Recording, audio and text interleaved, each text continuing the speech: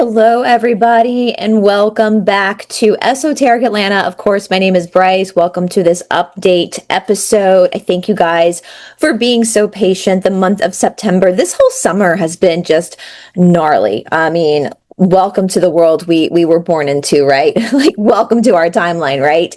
And so I thank you guys for being patient, so patient. We had a bit of a family emergency, and then my boyfriend and I decided, like, F it. We're just going to go and spend the day in the woods. So Sunday we went and did actually on the solar eclipse, we went and did a 10-mile hike. It was one of the hardest trails. My dog just came in. Sorry if you hear the door open. It was one of the hardest trails we've ever done, and we hike all the time. It was labeled as dangerous. Like, it literally, there were warnings before you actually, when you got to the trailhead, like warning you, like, if you are not able to physically do this, if you have any type of limitations, please do not do this trail.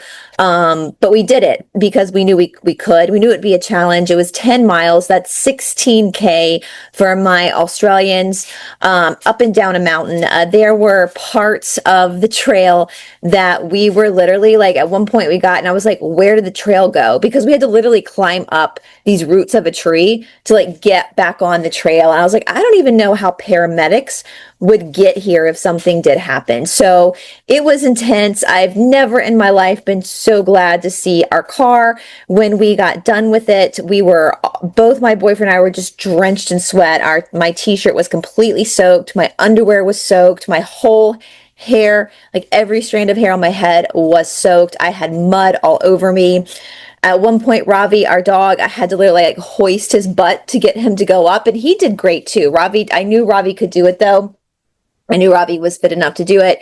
He did great, but he too was very excited to see the car when we got to the end of the trail. The last mile and a half was definitely the hardest, like right when you know you're towards the end. It took us about 3.5 hours to do it nonstop. We didn't sit down. We didn't stop. We just kept going.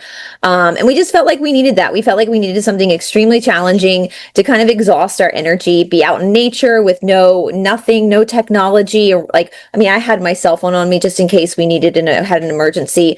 But, like, no music was playing, no podcast playing. It was just us, part of the hike. We were talking, and then we get quiet for a while and just keep walking. And it was really nice just to kind of recycle stress in nature. That's one thing that my time in India has taught me in studying these ancient scriptures, is that nothing is going to help you balance your own energy more than actually utilizing your body, which holds your energy.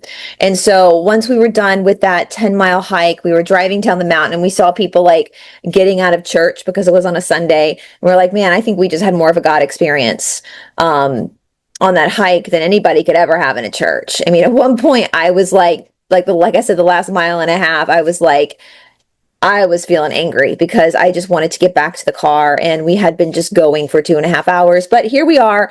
I actually feel a little bit swollen. Like, I'm still kind of, after we got done with the hike, we went back to our hotel room, and, I was thinking once we'd finished the hike, we'd be able to, like, shower and, like, go do things in town or something. But no, we were just completely shattered. So we took showers and basically laid on the bed and just watched TV the rest of the day. We watched the Kirk Memorial, which I spoke about with Catherine Edwards. So I won't drag. I'll tag that video down below. I won't, or I'll tag Catherine's channel down below. I don't know when she's going to put the video up, but I won't bore you with the second round of talking about it. But nonetheless, we're back now, and I have been really, like, I was talking to my boyfriend about it.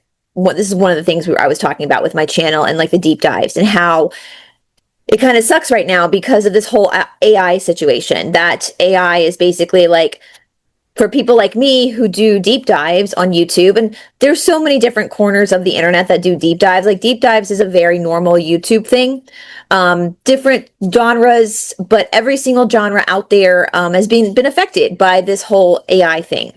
And the fact that we can do all this research into a topic, put together a video, air the video, it gets a few hundred views for the first couple of hours, and then all of a sudden it's shadow banned. It's put in the corner, and then AI copies the video and does it on another channel with a fake human.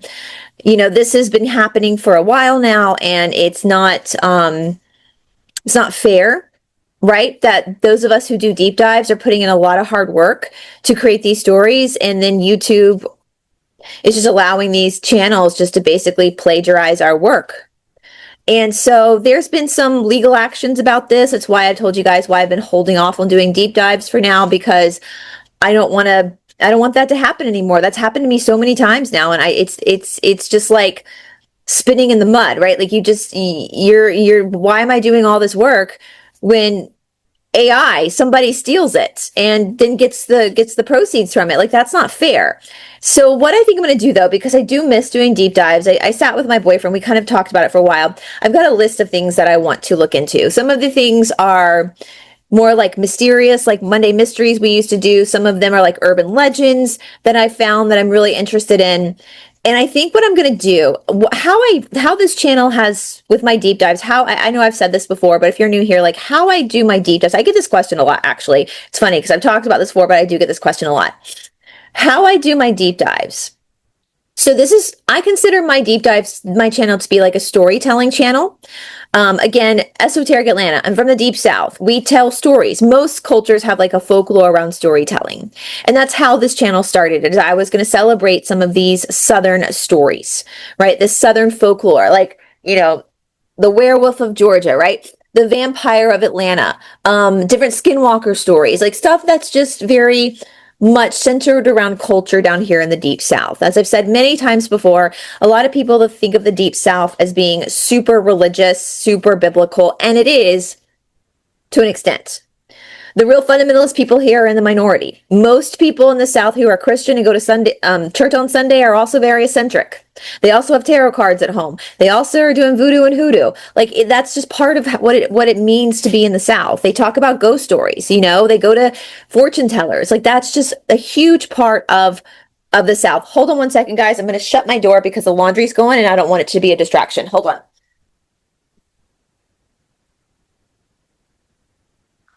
And I'm trying to get this video all in one shot. So that's how I started my story, to celebrate that part of my heritage down here in the South. I've laughed so many times. The book, it started off as a book. It was a book called Midnight in the Garden of Good and Evil. It then became a movie in the 90s with Kevin Spacey, a lot of really big names. And it starts off where they talk about this guy in Savannah, Georgia, who walks his ghost dog every morning. And I've told this story before. I was probably like 16 when the book came out. And I remember on Good Morning America, like a morning news station here, they were talking about this book because it became a national bestseller. And they were talking about, like, now, was this real? Like, was there really a guy who walked a ghost dog? And I remember in my mind at 16 being like, huh, you mean you guys in other parts of the world, you don't walk your ghost dogs? That's weird. Like, I didn't know that was weird. Like, that's just very normal down here in the South to see stuff like that. And so that's always stuck with me, and it always made me really proud of my heritage down here, because it is so eccentric and it is so unique and very woo-woo to be from the Deep South. And that was a huge motivation behind this channel, which then turned into other deep diving into other things, into the truth behind our world. We know we have a lot of lies that we're trying to get through. These last 5 years have been crazy with stuff that's happening in our world. And so it kind of turned into not just deep diving folklore and urban legends, but also like deep diving into history to try to figure out like how we got here. Like, how do we get here? We've learned that a lot of people who are titled the Great, like Catherine the Great, Peter the Great, Alexander the Great, they're not so great. Right? It's like inverted, right? Like they were terrible people. And so, we found really funny stories too amongst these deep dives, like the fact that Rasputin has a missing tallywhacker and it's in a museum in Russia. Like, who knew? This is kind of interesting. And so it's been so fun these last 5 years, and to find mysteries and to look at these unsolved mysteries in our world and trying to figure out where these stories come from.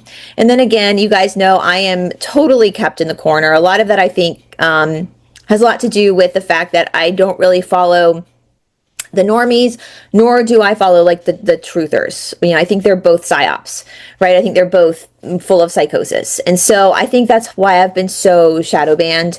And also because for many of you guys know, like as far as my personal life off of YouTube, I am the only female in the state of Georgia who is authorized by KPJAYI in Mysore, India to teach traditional yoga. And that has also lended me to talking about traditional spirituality here on my channel and try to help people, and to whom much is given, much is expected, all that kind of stuff.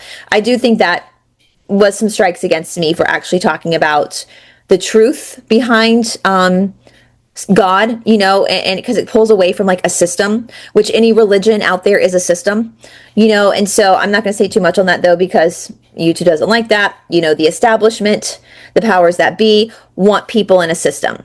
And I don't feel like I fit into any system because I like to critically think. And I'm a huge fan of God, not a fan of dogma, but a huge fan of God.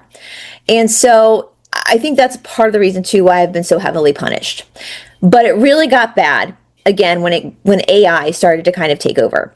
That's when it really got bad. Like I have been stuck at like 54,000 subscribers, which is not normal, for a very long time. And I don't really care, to be honest with you guys. Like it's not that big of a deal to me. I like what I do and I would continue doing it anyway.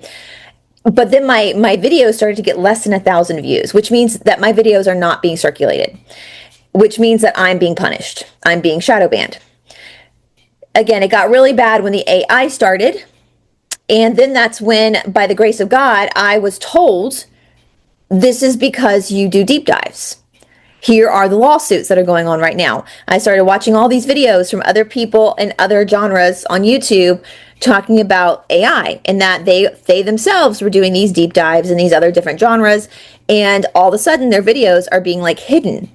But then these AI channels are popping up that are basic copies of their research, and those channels are not being hidden. Those channels are going out to the masses. And so, again, a lot of deep divers did pull back, because if you're just copying our work and we stop doing our work, then you have nothing to copy, right?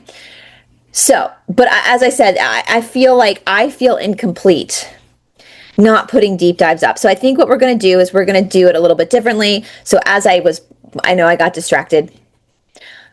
How I used to do these videos, as you go and watch my over 1,000 videos here of different stories, is I would find a topic that I was very interested in. Let's say like the werewolf of Georgia, which we've covered multiple times on this channel. I would start to do my basic research into it, like what is the folklore.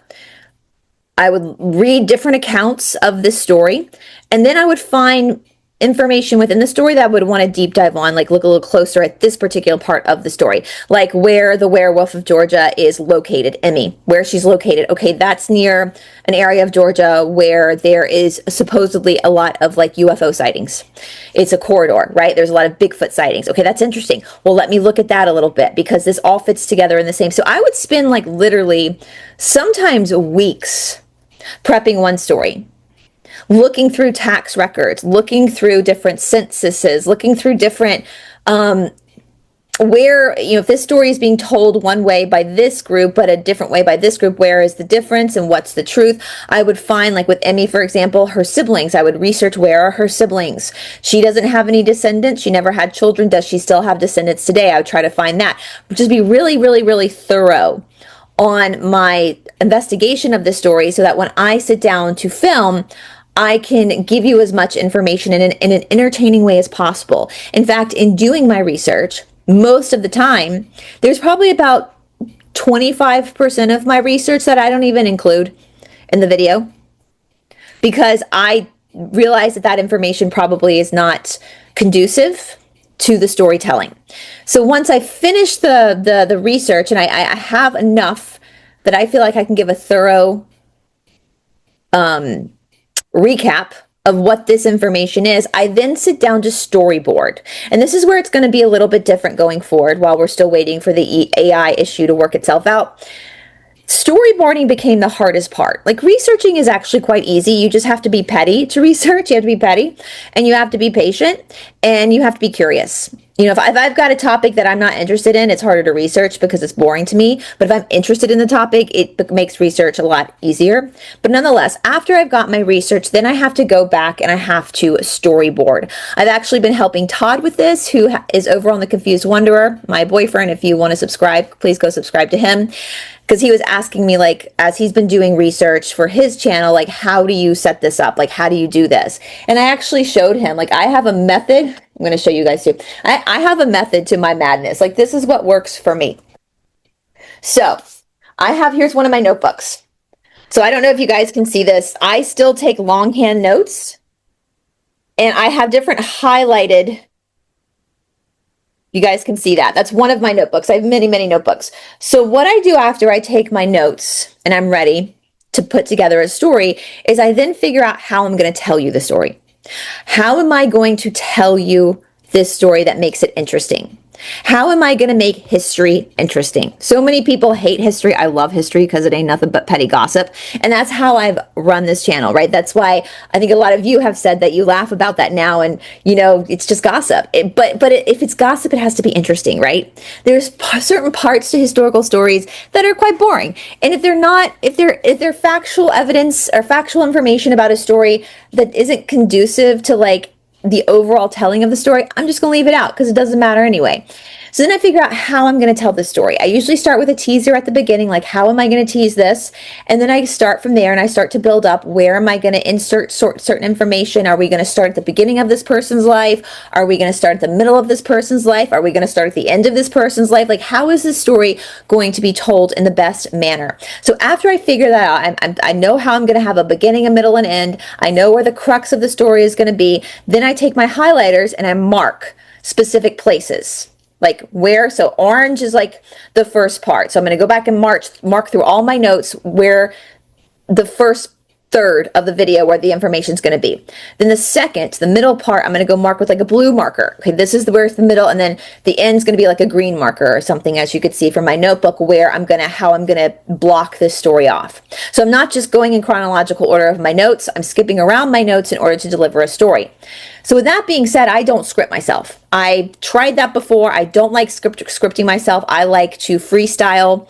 That's just how my brain works, because I feel like if we're running this like we're gossiping, we don't need to be reading off facts, right? I can just freestyle and tell you guys why this particular story, whatever we're covering, is so juicy. So how I do that then, this is where it becomes really complicated and takes a lot of work. So then I sit down to film. So how I have to do this, since I'm not scripted, is I have to turn my camera on, I have to look at my notes, get my notes in my head, look at the camera, film it, pause again, look at more notes, figuring out how I want to make sure, pause it, say what I'm going to say again, so forth and so forth and so forth. So then when it comes to editing, I have maybe 2 hours worth of footage that's going to be whittled down to an hour. So all of the blank spaces where I'm looking at my notes, that gets cut. Right? So that's why you see the camera jump. I've cut something. Bloopers. Sometimes I should have saved blooper reels. That would be hysterical to actually show bloopers where I'll start to say a story and then I'll get tongue-tied, or be like, and I'll have to go back and start it again and say it all over again. So those bloopers get cut. Then I have to add in like pictures. I want to add in pictures, so that then has to happen. Sometimes I add in some music, so forth and so forth. And then all of a sudden, of course, the sponsorship ads have to be added in as well, all that kind of stuff. So without, obviously this is a lot of work, and I love it. I love creating. I love being creative. I love the act of storytelling. It's an art form. And I love doing it. However, it is a lot of work to have your work then stolen. Yeah. So this is how I think we're going to go forward with this. When we were trucking up the mountain on Sunday, I was talking, like, troubleshooting this with my boyfriend. I was like, what I think I'm going to do, what I'm going to try to do, and this might be, we'll see. We'll see if this is not, hopefully it won't be, hopefully I'm smart enough to not make it too messy. What I think I'm going to do with you guys, so we can continue doing deep dives without actually doing as much labor, just in case it gets stolen, is I'm going to research some cases. And what I think I'm going to do, you guys, is I'm going to film it a little bit differently. I'm not going to storyboard it the way that I would in the past.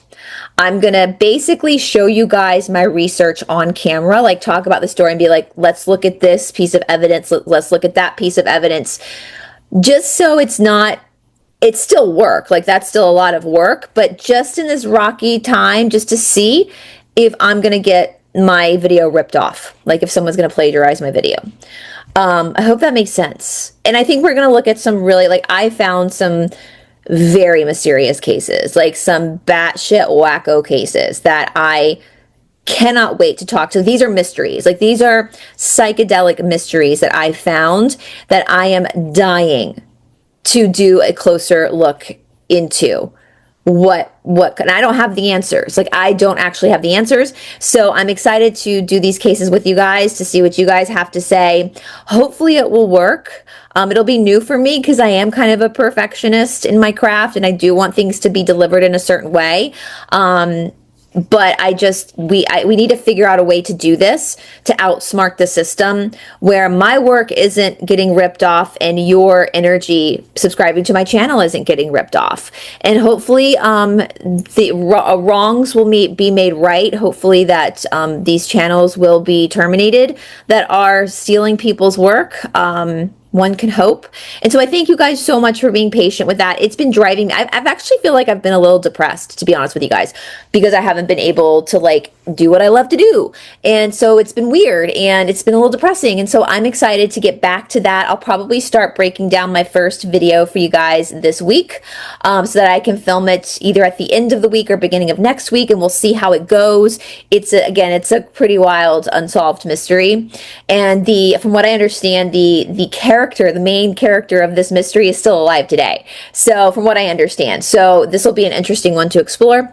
And then we're going to continue with the Cassiopeans as well in the meantime. So I hope that makes sense. If you guys have any questions about that, please let me know or ask the questions down in the comment section.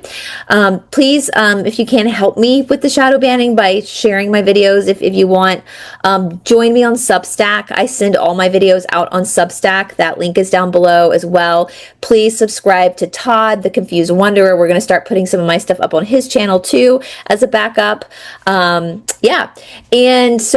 So, okay, with that being taken care of, we are coming up for Fusion Body Studio. Again, you can enter my name, Brice20, at checkout if you want to join Fusion Body Studio for 20% off your first 6 months. We have, I think this upcoming weekend, I've got to confirm with Paula the times. We're going to be having our class over weight loss.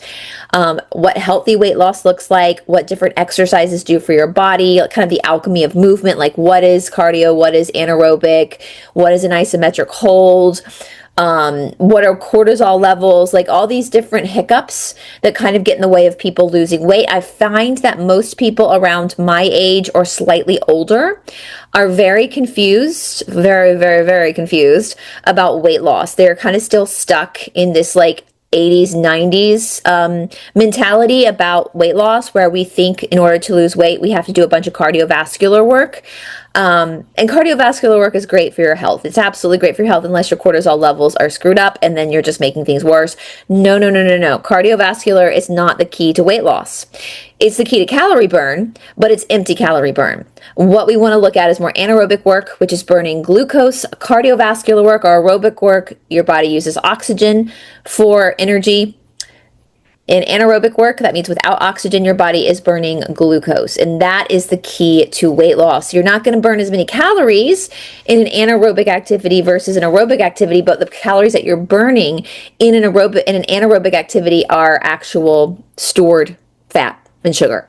So we're going to do a class over that over on Fusion Body Studio this upcoming weekend for our monthly class. It's good for people too who don't have to lose weight. I don't want to lose weight, and I think this stuff is so fascinating because it helps me understand my body more and what my body is going through in different exercises. So even if you're not trying to lose weight, this will be a great class. So if you are with Fusion Body Studio and you have any questions that you want me to answer about weight loss or diet, all that kind of stuff, ask them down in the comment section below so we can cover it in the class. For everybody else who's not a part of Fusion Body Studio, but you want to join this discussion, you do get the first 7 days for free when you sign up. So You do get 7 days of a free trial, which would allow you to come into the class if you wanted to. So that option is there for you as well. We're also going to be looking at, I know Todd put up 2 videos for men. We're going to be doing a lot more of that with men as well. So it's not just me doing videos. We got a great response with our hip mobility video. So I'm going to be doing more of that as well. Seems that hips are quite a common kerfuffle for a lot of people, and so I don't mind working with that more. Hip mobility is very important. Hip mobility can relieve back pain. A lot of times some people's lower back pain simply is that your hip girdle is pulled too far forward, and it's possibly pulled too far forward because you're sitting at a desk all day and driving in a car, and so your hip girdle has been a little bit misplaced. And if we can work on strengthening your pelvic floor and getting some mobility into the hips, it can recenter the hip girdle, which will relieve your back pain. So there's all sorts of stuff we're going to be looking at so that you don't have to run and panic every time you feel some sort of pain in your body. Sometimes pains in your body can be fixed very simply by just getting a bone to go back into its rightful place. And so yeah, we're going to be focusing more on that. And yeah, with that being said, guys, for the last part of this video, I know that Paula aired this over on Fusion Body Studio's YouTube channel. So if you're not familiar, Fusion Body Studio, we did open up a YouTube channel. And so we've been interviewing all sorts of people over there. Please subscribe. I'll place it down in the description box below, but I'm going to air going forward after I get done yapping to you.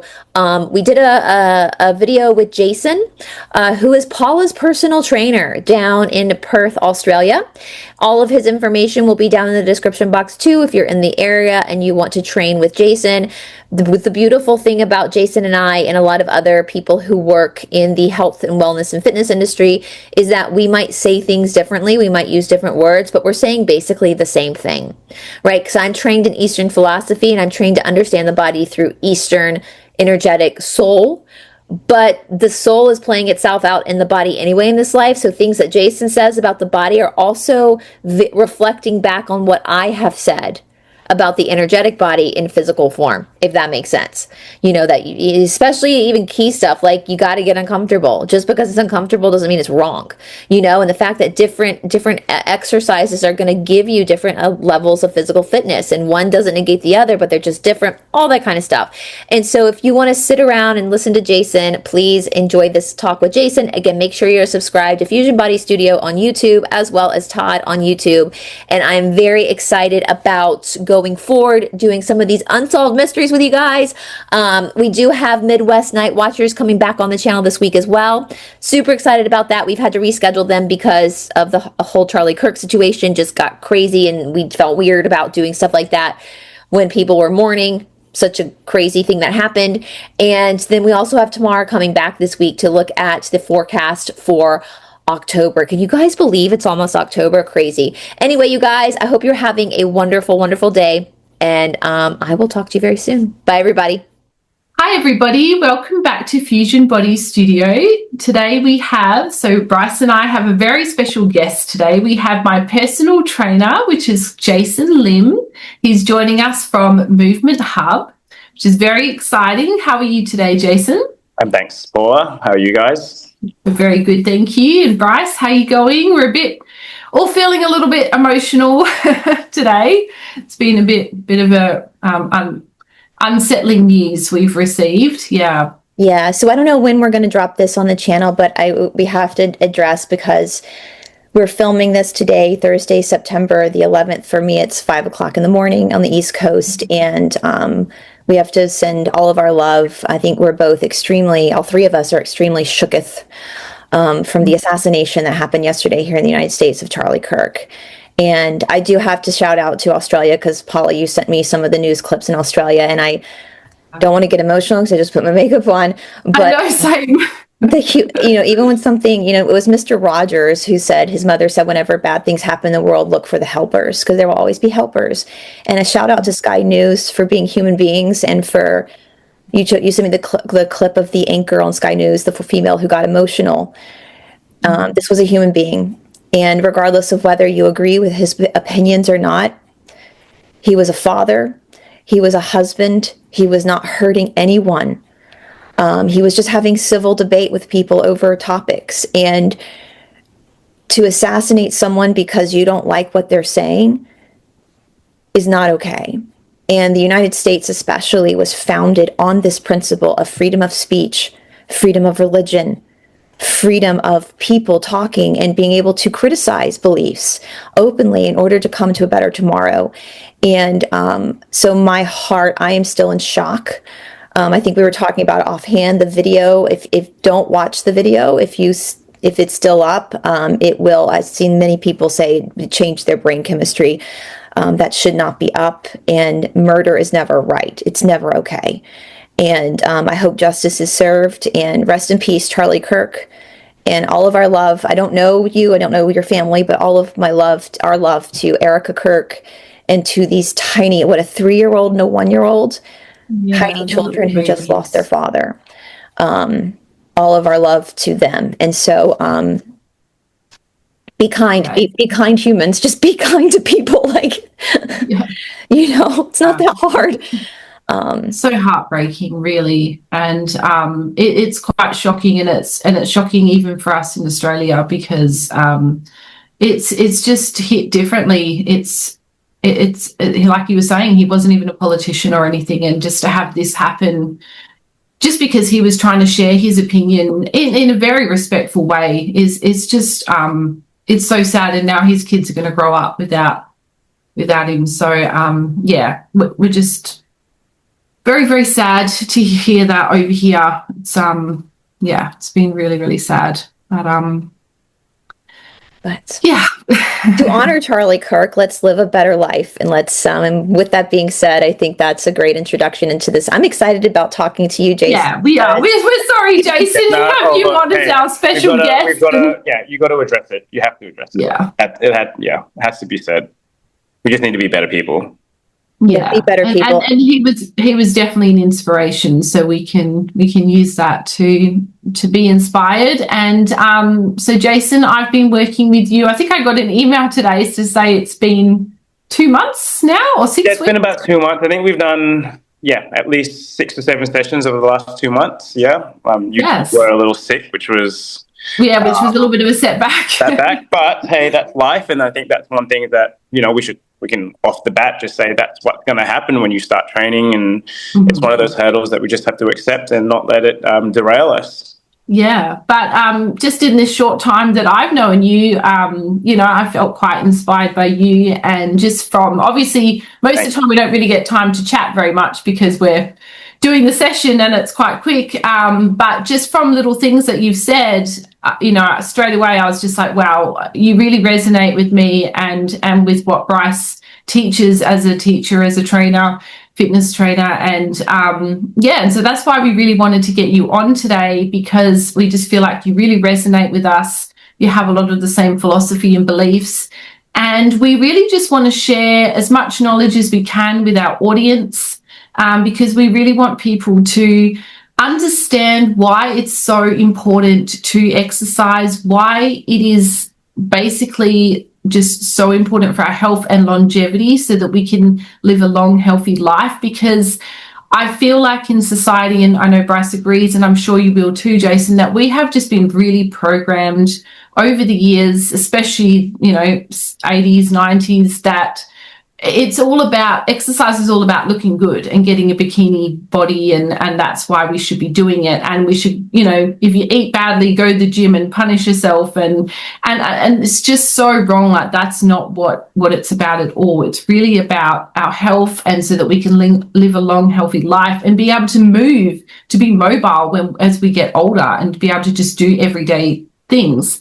So that's why we really wanted to bring you on and have a chat to you. And basically, I would really like to just start with how did you get started into becoming a personal trainer? What inspired you, and what's your journey been like to get to where you are today? Oh man, like this is always the awkward bit. I hate talking about myself, and I'm going to try to keep this as short, because it makes me feel awkward, but if you want more information, please ask. Sure. I've come from a large background of sport. I can't remember when I didn't play a sport or do something. It started with football, or soccer, sorry. it's moved on to rugby, touch rugby, skateboarding, just CrossFit in the gym, anything that involves pushing myself to my limits, I've always been a part of. With anything that comes with these kind of sports, or any sport or any training, there's inherent risk of injury, and I've had my fair share. And I think part of that, having gone through the rehab process with so many different professionals, it kind of really resonated with me that, hey, like, this is a job, this is a cool thing. I can help people come back from, when you're hurt, you're not, I wouldn't say you're at your lowest, but you hit some pretty damn incredible lows. And to have someone there support you, bring you back up, that was a pretty cool thing to have and experience. And that kind of led me into picking a field, which was sports science and exercise physiology. And then a short time in that field, I realized it wasn't exactly what I thought it was, how most exercise physiologists, the world that they live in, or the world that we work in, is predominantly more business-minded and less people-minded. So I left that arena and opened up a gym with another ex-phys friend of mine. And since then, it's led to multiple businesses and trying to help those that do need the help, do want the help, whilst at the same time treating exercise and what we do as more of a preventative style medicine. Yeah. I want to ask about the injury thing. I thought that was fascinating. You brought that up because you're right. There's always going to, in Ashtanga yoga, we say you have three teachers: the practice, the teacher, and the injury. The injury, that's just going to happen. You have a body, you're going to do something at some point that's minor or major. But one of my teachers used to say, David Grieg used to say, the beautiful thing about injury is that it brings us to a place of complete honesty. Complete honesty. You can't lie. Your ego can't override you when your body is injured. And that is a beautiful place to be, and it's asking to redirect that energy. So I'm glad that you brought that up, because I don't want people to be discouraged when and if that happens, that there's always modifications, there's always things to do, but to honor that in the body when that happens. And that's a place of honesty. And so I'm glad you brought that up, that's just part of being in this human body, right? Is that it's always changing and it's fallible. I think not just the body, but in life, right? Where there is no risk, there is no reward. Yeah. So it's kind of one of those ones, like, obviously you can mitigate risk, you can change the level of reward you're looking for, but to come into it thinking that you can come out completely unscathed, and sometimes there's an opportunity. I've always said to people, like dependent on injury, of course, but for the most part, every injury that, say, most of my clients have had has been I won't say a full blessing, but a little blessing in disguise, where we've been able to work on other things that they didn't know they needed, or that they could just, really hone in on, and has made them a more complete individual. And then once we were able to get back to everything else, we're like, well, cool, we can kind of focus on this other stuff now, because this stuff is good. Yeah, absolutely. It's a redirection of energy. You're just redirecting your energy. Yeah. Yeah. Yeah, I love that. No, that's great. And so basically, what else we wanted to kind of just, so you got into the personal training, and from there, so you've got your own gym now, which is what and your yes, yeah. Mm-hmm. So I guess I'll give you a bit more of a rundown. So workers' compensation, vocational rehab here in Australia, like I said, very insurance based. It is a gym based and very interpersonal business, where you're working with an individual who's been hurt at work. But there's a lot of bureaucratic red tape. There's a lot of, I don't want to disparage the job, because some people love it, but it just wasn't for me. And I found that working with companies that sometimes felt more like they were trying to protect the bottom line than they were about trying to help the person wasn't where I wanted to be. And I had a friend of mine, close friend of mine, Dylan, who runs his own gym now, like our first gym, go through a similar experience. And we figured we can still have a positive effect working with these same people just without the middlemen involved, whilst also doing things we enjoy, which is the general public. So we figured, let's do it all. Let's try to start something that we could do all together. And that was about, I want to say 13 years ago, 12, 13 years ago, and we started our first business. And since then, we opened up a second one, Movement Hub, which you now know. And then recently, I just acquired a third business. Well, sorry, I sold the first one, but acquired a third business about a year and a half ago. And again, all with the mantra of, I just want to help people live long, happy, healthy lives for as long as I can. Mm-hmm. Yeah, sorry, you go, Brice. You go ahead. You go ahead. No, you go. I was going to say, in your experience, because being in that place of serving others, really wanting to help people, which is so amazing. That's a service to others. In the law of one, that's a positive polarity, to really want to help use your craft to help people. We consider this part of the healing arts. At what point in your own personal development within your own body did you realize that this was something I really feel a calling to do? Was there like a miraculous moment where, like, we call it in Sanskrit prativa, which means a flash of illumination, where all of a sudden you realize, like, there's power here and I want to give this to, I don't want to hoard this for myself. I want to give this to other people. Was there something that happened, or was it a slow evolution where it kind of dawned on you that you wanted to share this with the world? I think it was a slow evolution. There was no major catalyst. I mean, being in the arena was, like I said, a lifetime of injury that kind of pushed me into a certain direction. But as far as, look, I mean, honestly, I'll be honest. Like when we first started that business, the attitude I took towards people and training and health was a lot harsher than it is now. Mm-hmm. And it wasn't from a malicious point, but I was immature, right? I was young, I was immature. It was a lot more hardline. I was obstinate in my views, and I think a lot of that also stems from my understanding of, well, if you don't want to do this, why are you even here? Type stuff. And realizing that there is a massive spectrum of individuals, there's a massive spectrum of needs, and that's okay, and that's fine. And I was like, okay, well, either I need to get on board with helping people fix their problems to the extent of which they want to be fixed. And I can also choose to only work with a certain amount of people that have a certain standard that I have. And I would honestly say it's probably only been in the last 5 years that I come to that realization where there's so many different ways to approach health and fitness. Mm-hmm. And from a coach's perspective, from an individual's perspective, it's about finding what's right for you and not letting anyone tell you that that's wrong. That being said, like I said, risk reward. There can always be what's best, but if that's not what you want to, if that's not realistic, if that's not what you want, then we also have to accept that. Yeah. Mm-hmm. Yeah. So yeah, long or the short, I just say evolution. Like it's been. Yeah. What has it been? It's been, because I would have started coaching whilst I was in uni. So that would have been 20 years now. So, wow. and I can honestly look back on all my programming and all the stuff that I've done. And yes, I draw back on some of the old school, but it has progressed. There might be similarities, and obviously principles of training don't change, but it has constantly evolved over the last 20 years. And I hope generally in the right direction with growth. I think that is very normal too, because as you're saying that, like, I'm laughing because I see that within myself as well. The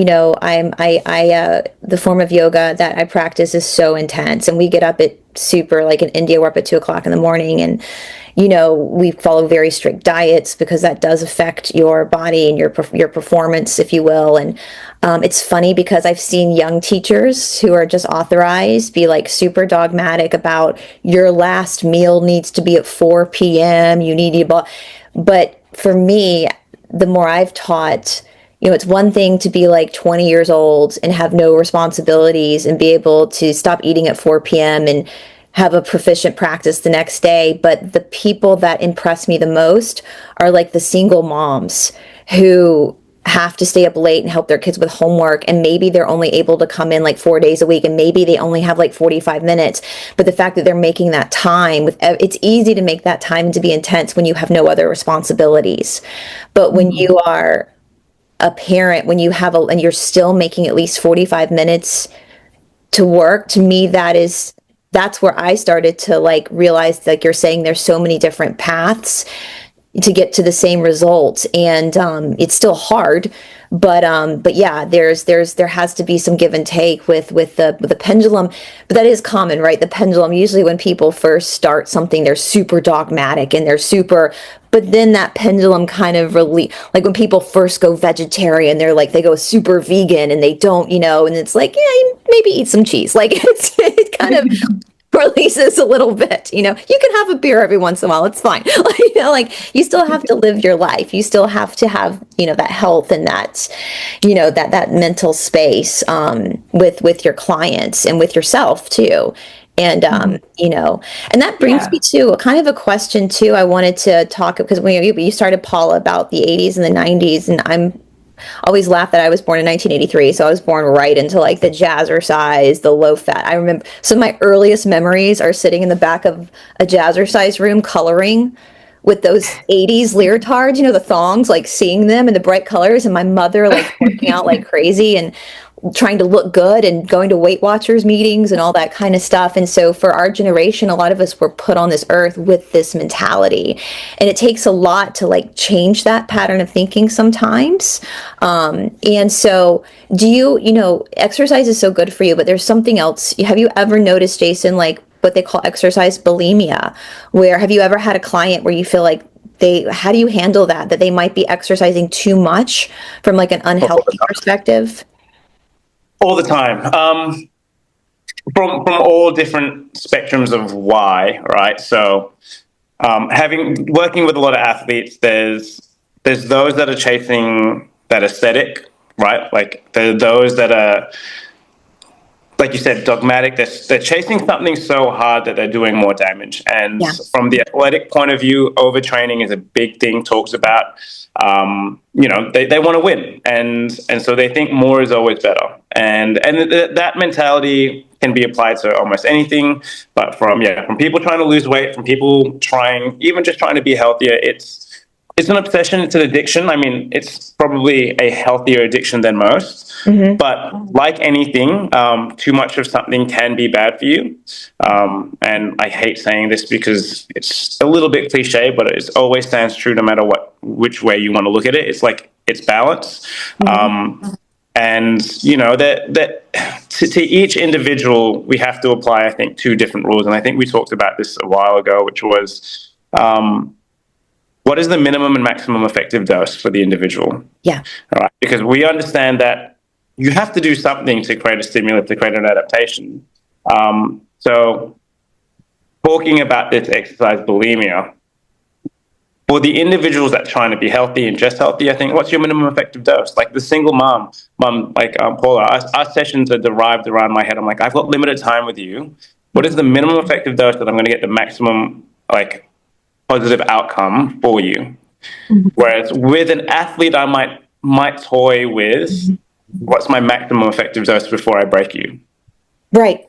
And that, again, that assumes that they've got all the time in the world to train, and it comes down to a lot of factors. But I think we need to get out of the concept of more is always better. There's, like we said, the pendulum, or whatever you want to call it, a spectrum, a sliding scale. There's that sweet spot that we need to live within, and too little, too much, just as bad as each other. Overeating, undereating, just as bad as each other. So when we can get into that mentality of get that sweet spot, and for most people, it should be minimum effective dose, right? Unless you're trying to be a high level athlete or you've got some sort of lofty physical goal, you should always be thinking minimum effective dose.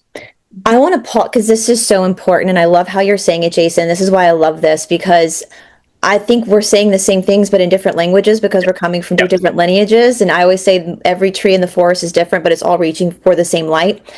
I always tell people, and we've seen this on Fusion Body Studio a lot, and we had it on, I loved how you said, if I was your client, you would be harder on me, because this is what I do. Like, I'm used to this. My body can probably take a little bit more. I tell our students all the time, never compare your chapter 1 to somebody else's chapter 10. I've been doing this for 19 years. My workout is like 2 hours a day, but my body can handle it. I didn't start 2 hours a day. I didn't start there, right? I got there, and my job also, like you, Jason, in order to do our jobs, we have to be strong too, because we're supporting somebody else. And so it's a different demand on our bodies. And can we I think sometimes like people will see us and compare themselves to us, forgetting that there's all these years that they didn't see that has led us to where we are now, to be able to help, to be in a position of helping. Do you have clients that maybe compare their chapter 1 to your chapter 10 that want to be where you are overnight? All the time. And not just me, to other members. I think this is a funny one. This is a double-edged sword. Like I pride myself on a high retention rate. Yeah. Okay. So if I get a member, if I get them past a certain point, I know I've got them for a long amount of time. Wonderful thing, right? That's a metric you would love. Any gym owner would love. What it does, though, and what the interesting thing with that is, because we do sometimes limit intake, is when a new member comes in, they don't always have someone else to share this new member journey with. And it can be very intimidating to come into, imagine being a beginner coming into a pro yoga class. Pro might be the wrong word, experienced, right? Advanced. You might be thinking, I'm so out of depth. And this is where, as the coach, as the gym owner, and this is something I've, again, had to really grow and understand and learn to adapt to, is educate. Be like, as much as it's hard to see me in that light, or some of these people in that light, please remember we all started there. I like to get them to talk to some of our newer members to go, no, trust me, like, honestly, I've been here a year or two. This is where I started. And it does get... Don't lie, it doesn't get easier, you do get better. And it's that every time. And every gym you go to, everything. And this is also one of those ones. I think this is where a lot of the internal monologue of the individual will kick in. And I think this is also where the fallacy, where when people look at people who train, they go, I must get fit to start something. And I find that such a hilarious way to think, and Paula had me say this to her. I'm laughing because this was my mentality. Right? And then I say to you, and this doesn't pertain to having to go to the gym. It just pertains to asking for help. But you don't fix your car before you take it to the mechanic. Right? Like, you just don't. Like, that's why you go to someone with more experience that can help you with, again, it doesn't have to be a specific gym owner or a PT, because you might have a friend that's been training for a long amount of time that might say, hey, I can guide you along with this. I don't need you to get to a certain level. That's why I'm here. So it's that kind of, like, just remembering that, hey, everyone has to start, like, you had to learn to read at some point. And also ego has to be put aside. Like, you can't come in expect to be good at something. Like, the journey from beginner to expert, right, is wrought with years, or not years, not even just repetitions, iterations, right? Finding the right way to do something and then doing it over and over again, which, Paula, you've experienced over the last 6 weeks. We only are now beginning to think about repetition. Yes. Right? We discussed the first 4 weeks are going to be the hardest, because we need to find iterations. And that was my job. What would resonate with you to help your body to understand what it needed to do? And now it's beginning to understand what it needs to do. Now we can work on repetition of that understanding, and then start layering on top of that complexity and loading. And just for the audience to know, like, I am a complete beginner when it comes to weight training. I've never done weight training before. And so it was a friend of mine that recommended Jason to me, and she's been training with him for about 1.5 years, and she's got nothing but positive things to say about him. So, and she's been encouraging me to go for a while, and I did have that silly thought process of like, oh, well, I just want to do a few more of Brice's classes first. I just want to get a bit more fit before I go. And really, when you think about it logically, that's actually so silly, because as a personal trainer, Jason's helping me, and it probably is better for me to start. So that's actually a good question for you. As a trainer, Do you actually prefer it to have people that are kind of more like a blank canvas if they've not really done it before, or not? Or do you prefer somebody who's had a little bit of experience?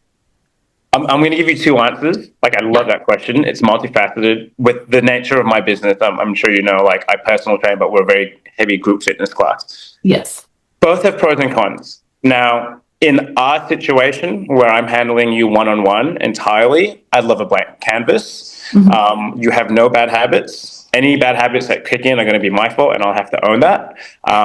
So on that note, I say, from a personal training perspective, because I love my job and I think part of the fun is teaching someone, I would love a blank canvas. So there's benefit in having someone come in with experience, because maybe we just get to push things a little faster, and that's all that changes. From my group fitness side, the onboarding process becomes a lot easier for me. So let's talk from an administration side, because it is part of the world that I'm in. It's the coaching is the fun part. There's a business side to it. Onboarding an experienced mover is always a lot easier, okay? Because I don't need to spend time teaching them things, which usually needs to be one-on-one. And therefore, I'm not a very good salesman. I don't like being a salesman. I don't have to convince them to do what I know will be good for them just so that they can join the class and be safe in the class. So from that side, it's easier with an experienced person. But again, flip side of that, with some experienced people, depending on the coach they may have some really bad habits. Yeah. And it is so hard to break an ingrained bad habit. It is so hard. And then it becomes so frustrating for them, because no matter which way you deliver feedback, and it is feedback, it's not criticism, and no matter which way you deliver it in a positive, we're trying to achieve this, and you remind them, hey, you're not doing anything wrong, I just think we can do it better. They know that there's frustration. There's going to be frustration in that, knowing that they could do something better. That's it. Whereas a beginner, again, assuming you're doing your job right, they have nothing but potentially good habits to learn. So I know it's not as cut and dry. It's just like, that's what I want. But that's great. That's a great answer. That's what I say. Everything you're saying, yeah, it's nuanced. And I'm the same way with traditional yoga. We could have somebody come in who's been practicing for 20 years Vinyasa Flow, but we're going to have to start them over in a beginner course, because we're going to have to rebuild their practice. And they get frustrated because these habits have been ingrained, and we have to totally change their structure, their alignment, everything. And so but it's funny. There was a Soul Cycle documentary series that came out a while ago, and I thought it was fascinating. And in one of the episodes, some of the people got upset because some of the instructors were putting the more advanced, experienced students in the front row. And I said, I get that, because I teach bar classes live. And when I teach bar classes live, I put my students that have been practicing with me for a long time, I always put them up front, because it helps me as a teacher.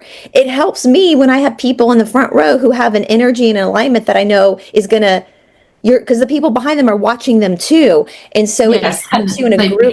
Yeah, it does help. And my students know that that's why I'm putting them up front, is because I can trust them. They know how to do it. So I can focus on the new people who are also seeing them. And so it's so nuanced. And one thing I wanted to talk about too, Jason, that I don't know if a lot of beginners understand, is that physical fitness in a lot of senses is relative. You train for a particular pattern of movement. You look at athletes, someone who's an Olympic swimmer who wins gold medals might not be able to run 3 miles. Might not be able. I love that. Yeah. Can we talk? Because I don't think people get that. Like, you are training for what you are actually doing. Your body is responding to patterns of movement, and that's not going to be the so. I have a good friend who's a Canadian gold medalist ice skater. She's trained, but when it comes to other things, she's a beginner. So I don't think beginners actually get that you are physical fit as far as activity is relative. I think the hardest thing I agree with you all, and I love this topic. I love talking about this topic. Is what is fitness? Like, how do you define it? And look, I don't want to harp on, because my background is heavily involved, obviously, from a science perspective, and from we can talk about scientific metrics, and then we can also talk about, because I come from a CrossFit background, the CrossFit thing. But it's so interesting. Like, if you were taught to do to an average person who, let's just talk about wildly different athletes in the same realm. You would look at Usain Bolt and say he's fit. And you would also, I'm so bad at this one. Let's take an ultra marathon runner. Don't know anyone. But we just know that there was a crazy world record broken, right? Someone ran. My brother-in-law's an ultra marathon runner. He places. Okay. He runs like 50 miles. Right. Yeah. So, and we are going to say that person is also very fit. Okay.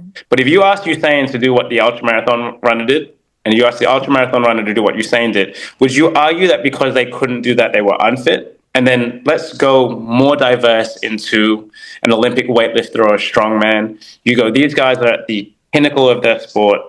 And so how do you define true fitness? Or do we, and again, this is specificity versus generalization. And what I think this now kind of takes us into is there's fitness for the athlete, and then there's fitness for the individual. And fitness for the athlete involves skewing a holistic approach to health. In fact, I would almost say any athlete at a high level is borderline unhealthy because they are deliberately ignoring. Well, they might be deliberately ignoring pain for a gold medal, right? They will play and train through injury if the timing requires it. They will deliberately ignore things that they potentially might be better for them for longevity to achieve a short-term goal. Yeah. Whereas the average person shouldn't have that mantra. The average person should be looking at fitness from a holistic point of view, which is, like we said, longevity and functionality. Or if we haven't said that, that's what their goal should be, longevity and functionality, and approaching every little aspect of that. So that, again, they're basically investing in their future. So yeah. It's very, very important. Very important. I'm glad you said that because we have a big show here in America, American Sweethearts. It's about the Dallas Cowboys cheerleaders, which is the most famous. They're dancers. They're not really cheerleaders. They're dancers. My partner's watching it right now. Oh, it's fantastic. It's one of my favorite shows because I get the amount of work. We do that work too, but they're doing it for a sport. And those girls, their career lasts like 5 years. And most of them, when they're done, have to have like hip surgery because of the jump splits. And, you know, I could probably with my training do a jump split if I wanted to, but I don't want to because as you're saying, that's not a holistic approach. I'm not looking to have hip replacement surgery at 45, right? I'm not an athlete. I'm not competing. I'm trying to put my body together in a way that's going to help me function as Brice in the world, spiritually, mentally, physically. And I'm so glad you pointed that out. And I agree, athletes will work through incredible injuries in order to win. And then after their career is done, they have, American football players, and this might be true with the rugby world, because I know American football, they have a lot of padding on, but there's a condition now, and I can't remember what it's called. They get their head hit so many times that it causes mental problems when they're 35. What's the payoff? And so I'm glad, we're not, and I tell my students that all the time too, like, when you come to my class, you're not auditioning for Cirque du Soleil. My teacher in India used to always say, Cirque du Soleil, they do it better. You're just a yoga student, you're not training for Cirque du Soleil. And not to disparage the athlete, like they achieve incredible things. Most of them probably don't regret a moment of it. Right. Like I never got to that level, but I've trained with a certain mentality of that, and as much as I know in the future I might carry some niggles that might limit some functionality, I have zero regrets in what I did to achieve that, and I'm glad that it was I'm more happy with my commitment to something, to achieve something and work hard to it to achieve that, than I am maybe the goal of itself, but it has its own downfalls, and I think anyone looking to get into health and fitness needs to really assess their why, right? And that's a real big statement, because I think from the flip side of that, every coach should really look at to why is this person coming to them, right? Like, do they have a problem that you can fix, or do they have a specific goal that you can fix? Because again, like I said, young Jason was a little bit obstinate and goes, "We should just do this. This is what I know is the best way to do things." And and then Jason now is like, there were better ways. There were other ways. And that person didn't always need all of that. He needed some of that. And if I had kind of spent more time, getting to know the individual, like you said, are they a single mom? Are they this? What life and physical, like not just physical goals, but what kind of life and mental stress goals, mental stress is placing on them? What are the future actual life goals? It would help me then plan a better program to that individual. Mm-hmm. I absolutely agree. I'll share one anecdote about that. Hopefully this will make sense to people. At the end of second series in the Ashtanga Yoga, we have 7 different headstands that you dismount off. Hands out here.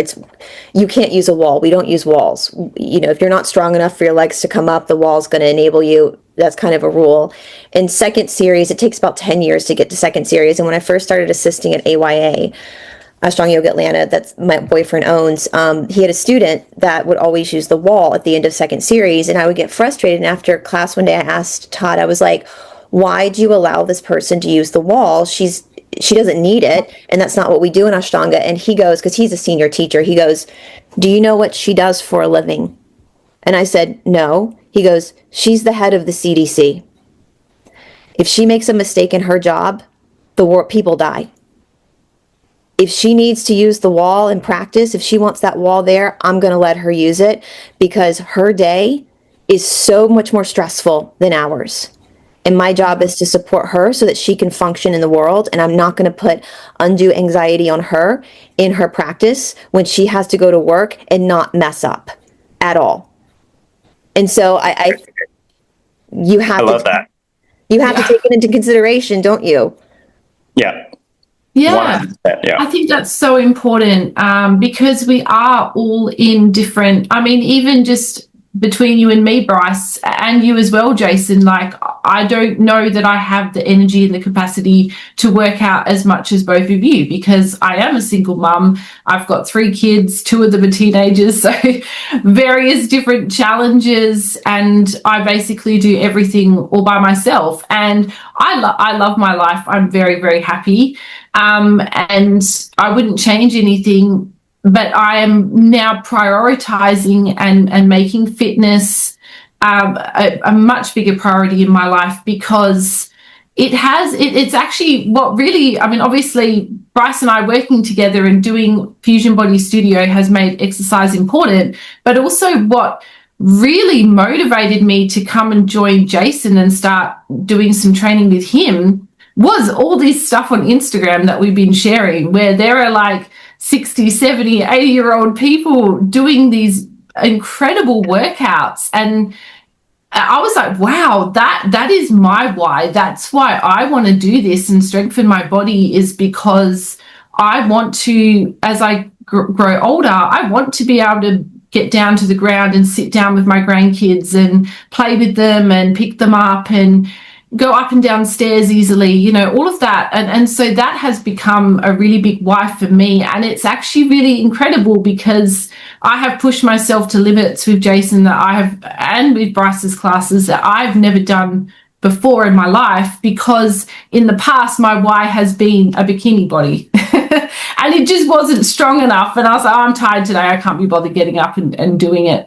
So, and we do say this at Fusion Body Studio, we have talked about the why and how that is just the most important thing, because if you don't know why you're getting up and exercising, it's not a strong enough motivation. And I think that is really, really important.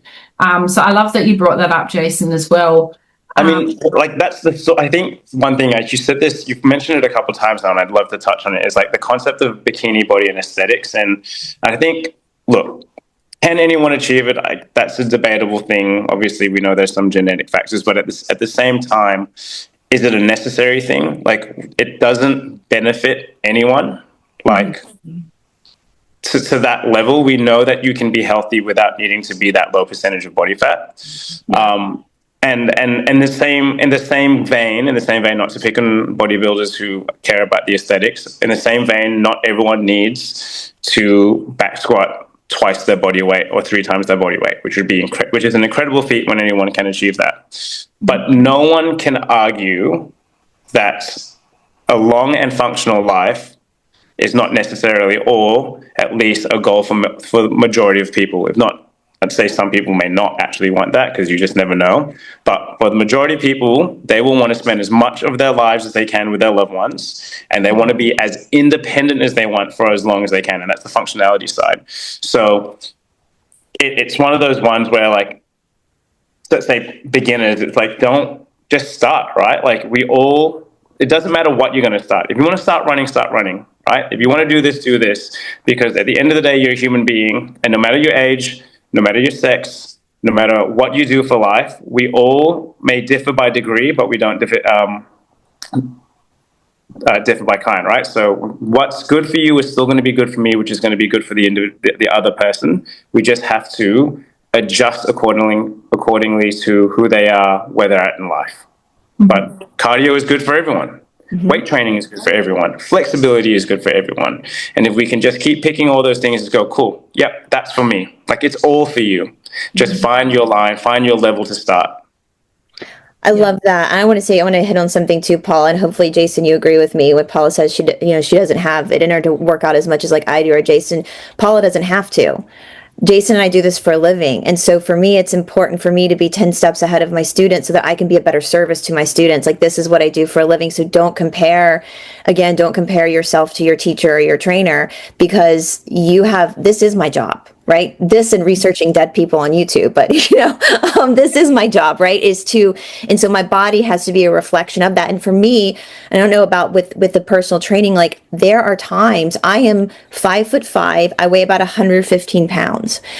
So I am an average size woman, but I'm thinner, but I have to be strong enough to support like a 200-pound man in a back bend. I have to have that level of strength in order to do my job.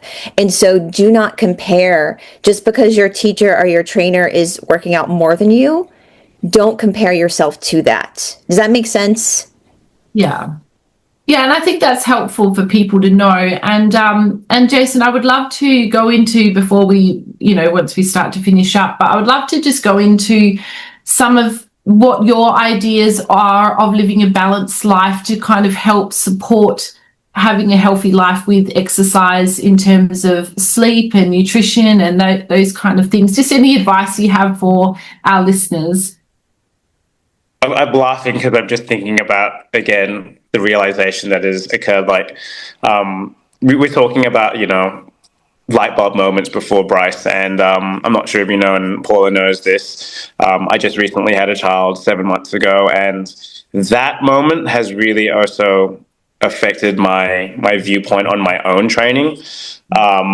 And what I was doing, like I said, I don't regret any goals I set. I don't regret anything I did to get there, but I did realize one afternoon I came back to pick up my son, and I was like, I almost couldn't. And I was just like, was that worth it? Like, and what am I doing now that's going to affect my ability to play with him when he's older, when he's a teenager and still wants to be physical? Am I going to be able to do that because we have limited stores of our body, right? Cartilage is a worn out thing. Am I going to be able to do things with him later? Or am I trading that off for doing completely arbitrary things that don't matter, that won't affect the world right now? And it's just such a funny, like, little thought that popped into my head, because if you ask Jason, young Jason, teenager Jason, early 20s Jason, and it was like, we were invincible, probably wasn't sleeping enough, probably wasn't eating enough, or eating well and drinking too much, let's be fair. Training great. We think we're invincible, and I do reflect back and go, what if I hadn't done that? Because I am 37 now. I've just had a kid. I've adjusted. He is probably the one to thank for managing my nutrition a little bit more. His sleeping patterns have forced me to reflect on my sleeping patterns a lot more and made me realize I cannot get away without taking care of myself. So I'm actually sleeping better now because of him. And at my oldest I've ever been, I've hit some lifetime PRs that I didn't really think were going to be attainable again, because I believe, again, I'm eating better, sleeping better. And you talk about balance.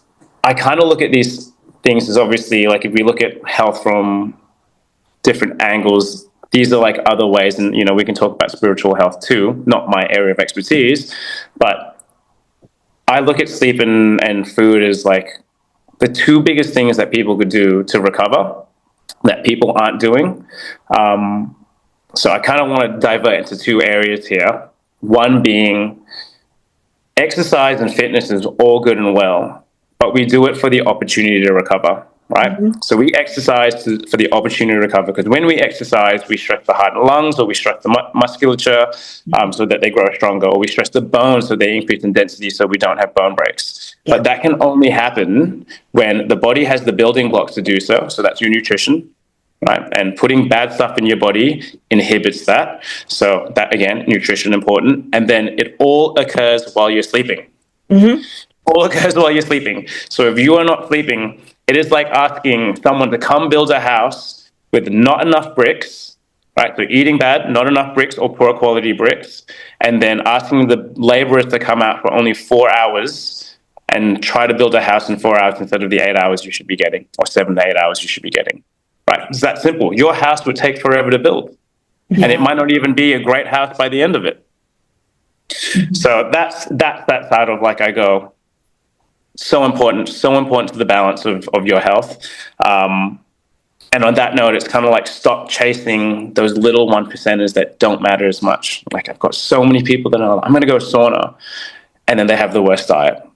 Yeah. And, sauna, ice bath, I'm going to go get a massage. I'm going to do all these things that are like shiny and fun and maybe make up point something % of the day. But sleeping is a third of your day. And the amount of time that we eat as well, compared to exercise, you'll eat 3 meals a day or you'll spend more time eating than you will actually exercising. Mm-hmm. Right. That's a safe bet. So it's like, why are we so fixated on something that has a small percentage and effect on you, which you can, again, have a really good effective effect with minimal time, and not spend more time on two very easy things that have a great outcome on your body? I agree 100%. I always tell my students, the workout is not where you're healing. That's where your body's going through destruction.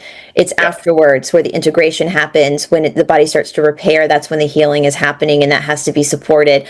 And I think people, I would argue with you though, Jason. I think you actually do know a lot more about spirituality than you think you do. Mm-hmm. Because a lot of people in today's world are very confused about spirituality, but all of the old Vedic text, everything, the basis of spirituality is exercise, because it puts you in your body. You're in your body, and that's the spiritual experience we're having right now. We're a spirit having a human experience, and that body is the main instrument of going through everything that the body goes through, the mind goes through, the nervous system goes through, the breath goes through, because the breath is connected to the nervous system. That is all part of the spiritual experience. So I would say that you're probably more spiritual than most people are, because you're human. I do like to say to people I meditate more than them. And they kind of go, well, you actually, and they go, what do you mean? Like, because people were like, do you meditate? I was like, every day for this many, like, and they're like, what? It's like, exercise to me is meditation. 100%. And I tell them this, and I know that people love this, like, because, they think I'm crazy, but I went, it makes sense when you hear it out.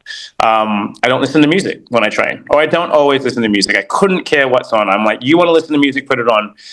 I don't hear it. And I don't hear it because I'm so fixated, right? We talk about minimum effective dose. I'm trying to take that on for myself as well, right? But that means I need to do it with the highest intent and purpose. Mm-hmm. So when you look at a basic definition of meditation, which is the hyper-focus of a simple task to take your mind off everything else, I am so hyper-focused on what I'm doing at that time that it clears my mind from everything else. And so by argument, I'm meditating. And I'm meditating for whatever amount of time. That is exactly what the Yoga Sutras say. You guys, I don't do seated meditation. My teachers never wanted us doing seated meditation. Why? Because the mind is too active. Meditation is a one single focused mind. It's getting the mind to be focused. And you're right. And in traditional yoga, we don't listen. I put music on Fusion Body Studio, especially for bar classes, because we have to have the beat. But in traditional yoga, we don't play music. because it's examining the mind, getting the mind to focus. You mentioned my boyfriend was a skateboarder too. To me, sports like skateboarding is so meditative because you have to be focused. And that focus is bringing that mind to that one single point of meditation that brings you in the here now moment. And that's where God is present. And I am so glad you said this, Jason, because this is the biggest confusion people have in the world today. My teacher in India never would allow us to do seated meditation ever. Your meditation happens in your physical exercise.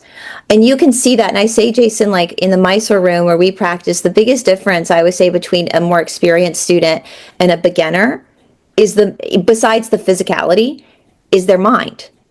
The more experienced student is able to handle, you don't see as much reaction on their face when things are hard because they get into that state of meditation and they know it's a mental focus, whereas the beginner might react a little bit more to the mind is a terrible master. And so that's the biggest difference, is that active, the second sutra of the Yoga Sutras is Yoga Chitta Vritti Nirodha, which means yoga is the chittam, the mind, vritti, thoughts, nirodha. So it's ceasing thought.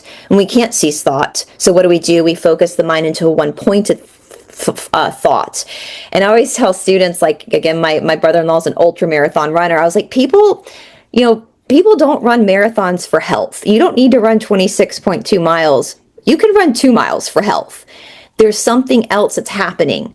And to me, that is deeply spiritual. Whether the marathon runner knows it or not, there's something else going on in that moment that is connecting them to this meditation, that brings them to that one point of focus. So yes, I was so excited when you were saying that. I kept looking at Paul. I was like, this is what I've been saying. This is exactly what I've been saying. And look how calm you are. You can see that with people who you're grounded, you're in your body, you're calm. And that is because you've had that time to have that here now moment with yourself, whether that's for 30 minutes in the gym or 2-hour run, whatever it is, where the mind has a one point. It's the runner's high, right? That's what a runner's high is. It's an active meditation. Mm-hmm. Yeah, and I've felt that too, because with sometimes with other exercises, it's very easy for me. I've got such an ADD brain and I'm thinking about this and thinking about that. But when I'm in the gym with you, Jason, I am so focused on what I'm doing because, well, number one, I know you're watching me, so I'm like, I don't want to stop it up. But I'm very focused I'm trying really hard to do things correctly because I want to build a strong foundation. I want to make sure I'm doing the movements correctly, so that I'm strengthening my body in the right way. And like I'm still obviously working on the squats a bit and stuff like that, and trying to lift my toes up and stuff like that. So you're so focused on what you're doing, and that is spirituality, and that's meditation. And we're taught that spirituality is, being like a monk, or, going and doing crazy things, or sitting with a crystal or something. But that's not actually what real spirituality is. It is simply just being focused in the present moment and doing moving your body and grounding your body into the earth, because that's what we're here for. Like you say, Brice, we're here to have a human experience. So yeah. Spirituality is in the gym with It's in the gym with Jason. It's sitting in the car line to pick your kids up. It's just being totally invested into the experience of having, you're an immortal soul that's living in a mortal body. That dichotomy is hard because you have a mortal body. It's subject to change and it's subject to fluctuation. It's that challenges the mind. And when that mind is challenged, it creates friction, and that friction is what creates the light of awareness. And that, and I would say, Jason, I don't know people who, when they've struggled through, I feel like where people struggle the most in their physical body, that's usually where the most wisdom is gained, is because that's where there's the most interesting perspective. Like in yoga, backbending was always a big struggle for me. I've had back surgery, and I even punched a teacher once coming out of a deep back bend. Years ago, I came out and just smacked him because he pulled me, and that was just my reaction. The only person I've ever smacked in my life.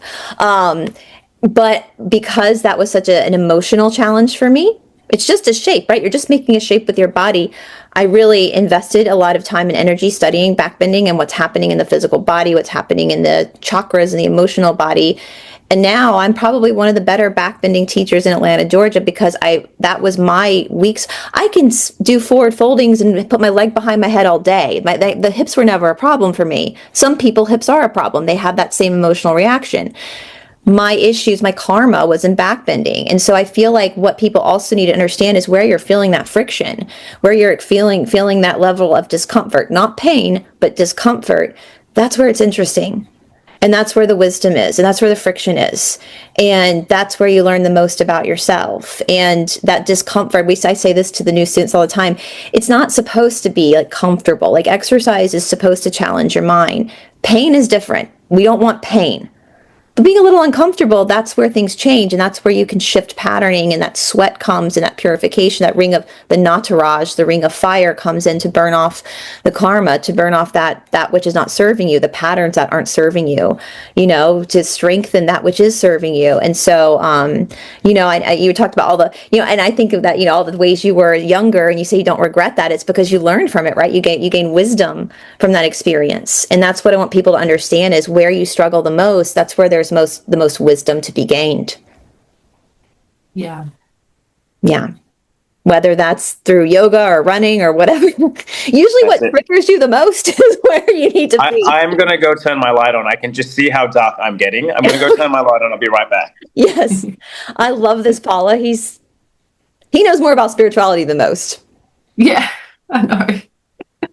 We always say that like the ashrams, the monks, that's kind of taken the spiritual bypassing, like, because you're not engaging in like the world, you're not engaging that, it's kind of spiritually bypassing, Yeah, so it is. So yeah. Absolutely. I mean, I don't know if you would agree with that, Jason, but like all the struggles, the places where things are really hard is usually where the most growth is available to happen.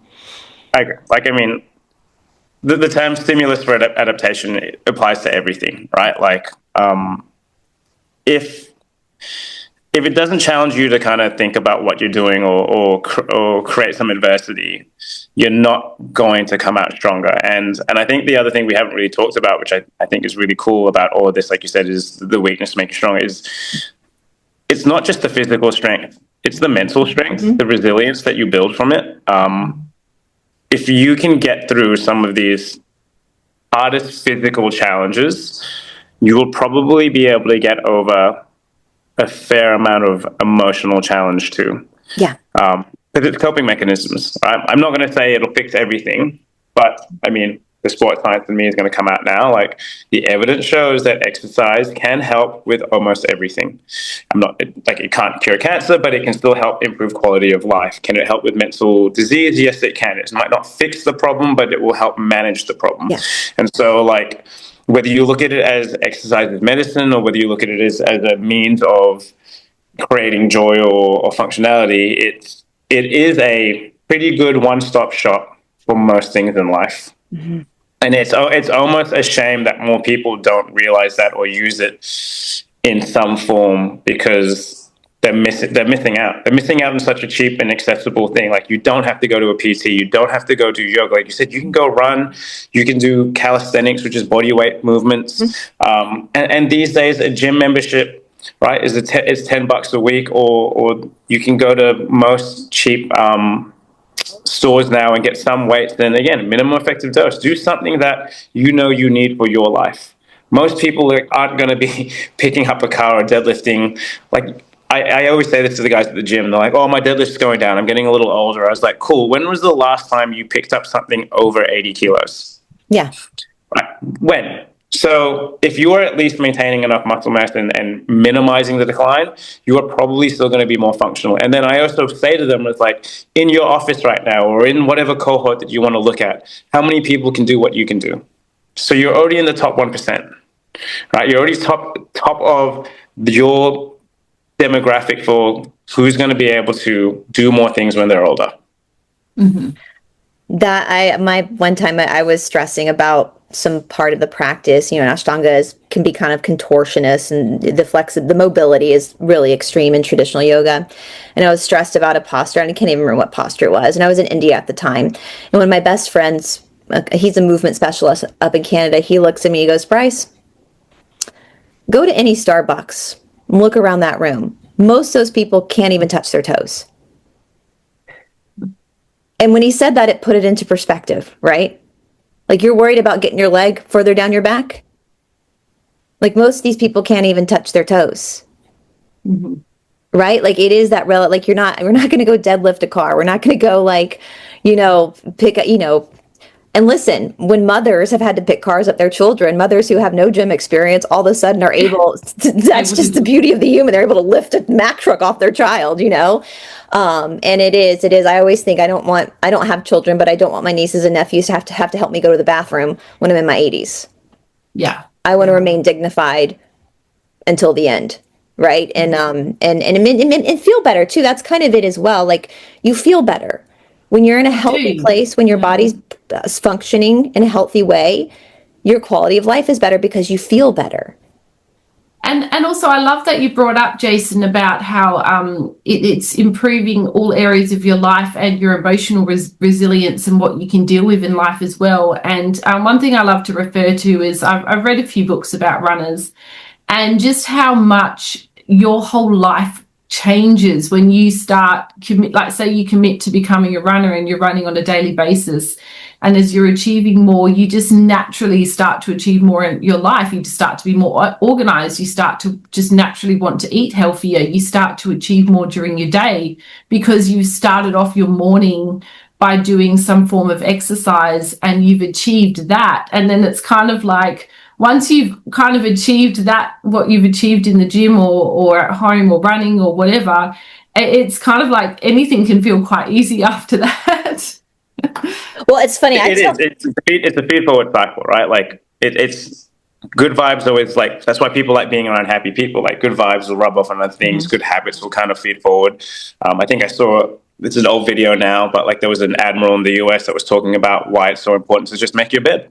Yeah, like it's one thing that's done. Like, hey, you started off doing a positive thing, and now it's just like, just keep it rolling. And I wanted to say too, you brought up a good point, Paula, and we did talk a little bit about nutrition, and I wanted to ask Jason, because we talked a bit about fueling the body. For me, I typically suggest people start exercising first, because naturally nutrition kind of the subtle body responses, like people start to realize like certain foods, like I don't respond well to sugar, or man, when I have this particular food at night, I struggle the next day, like I feel sluggish, and they start to naturally notice things about their nutrition that maybe they didn't notice before. And so it becomes a natural evolution of changing the diet slowly versus like cold turkey, where it then kind of forces people, when people want to go vegetarian. I'm vegetarian. I never suggest going vegetarian cold turkey. No pun intended. I always suggest like take red meat out first, go 6 months, then remove, make it slow so that the body can adapt and your mind can adapt and it's not a shock to the system. And so how do you handle that, Jason, with people? I mean, that's so funny because like you're essentially saying the same thing, but just from a different, like, I guess not sell point, but perspective. I agree with everything you said. Like it will naturally beget an evolution of understanding you'll just start noticing, like, I feel good. Like, do I need that extra beer? Do I need that extra, like, no one's saying don't have a chocolate, don't have candy. Yeah. But do I need 5 pieces when I can have 1? Right. I guess my perspective on that, which is, I'm not sure if we had this conversation, Paula, but I have it with every new person that's like, I want to lose weight. I want to do this. I want to do this. I want to do this. I was like, okay, that's a lot of stuff that you want to do. And I love it. Like, I'm here for it. But let's be real. When was the last time anyone tried to do a whole bunch of major things in their life and succeeded at all of it and stuck with all of it? So I look at it as in the same way that I go specific coaching to specific outcome for, let's say squatting. It's like, a person can think of one thing and do one thing at a time. Tell them the most important thing. So I apply that same approach from a minor to major perspective. And I start with exercise purely because that's where I feel most confident.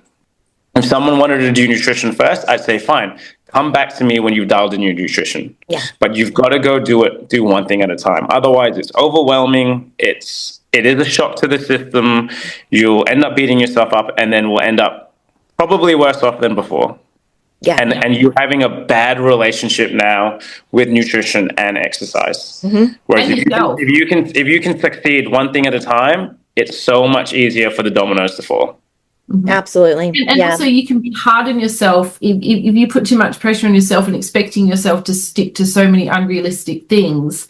all at once, you know, then you can just be hating on yourself and thinking, oh, I can't do this, why can't I succeed, or whatever. Whereas if you just pick one thing and focus on that and get that under wraps, and then, I mean, I personally feel probably exercise is probably a better thing to start with, because you're moving your body, you're, you know, increasing your endorphins and the serotonin being produced in your brain, and then you kind of naturally just start to feel, okay, yeah, I feel like eating healthier now because I'm moving my body, and it just kind of is more of a natural progression. Whereas in the past, I would have always started with my diet first and then worried about exercise later. But just because of what I've kind of gone through and experienced of myself, I now feel that for me, exercise is probably a better way to go, and then to work on my eating if I needed to. I think, I don't know if that's necessarily true or not, because we know how important it is to fuel the body, and how much it can have an effect. From what, again,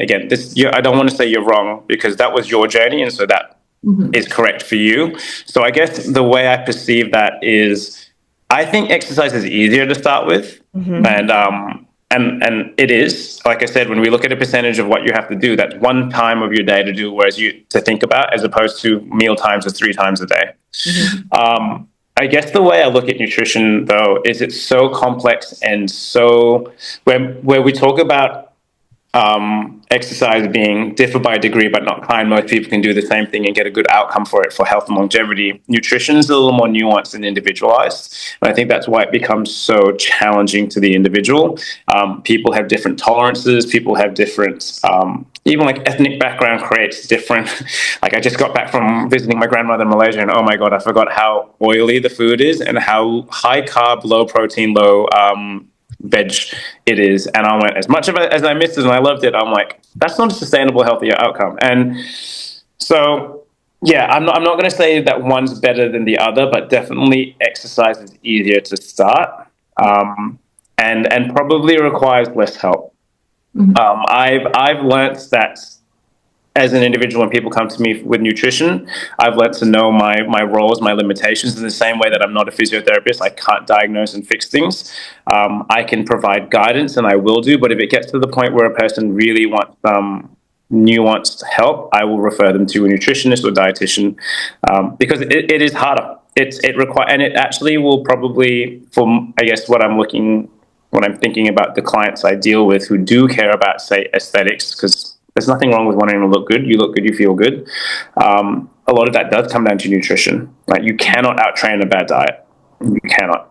And I know that myself, because I trained like a maniac, and I knew what I was eating, and I had a very different body type then than I do now, having tidied up my diet, training less, but training smarter and eating better, sleeping better. I love you say that. We have on the, I'm not, and that's something I was going to ask you. There are limitations to every professional. For us in the Ashtanga yoga world, we deal with a lot of people with like trauma, but there are limits. We have business cards to therapists, right? Like, we know when it's something that needs to be handed over to like a therapist, you know, if something very traumatic is coming up for a person and they need to talk therapy, there's limits to what we can do. And we are not nutritionists either. However, we are trained in Ayurvedic medicine. And we do have, for those, if you go to Fusion Body Studio, I love what Jason is saying. Food is also relative too. And we know that from Ayurvedic studies, from the dosha system, that like for me as a dominant Vata dosha, a raw apple is going to send my stomach and my immune system into haywire, because Vatas can't handle raw foods. We crave raw foods, but we can't handle it. So like, I need a cooked apple.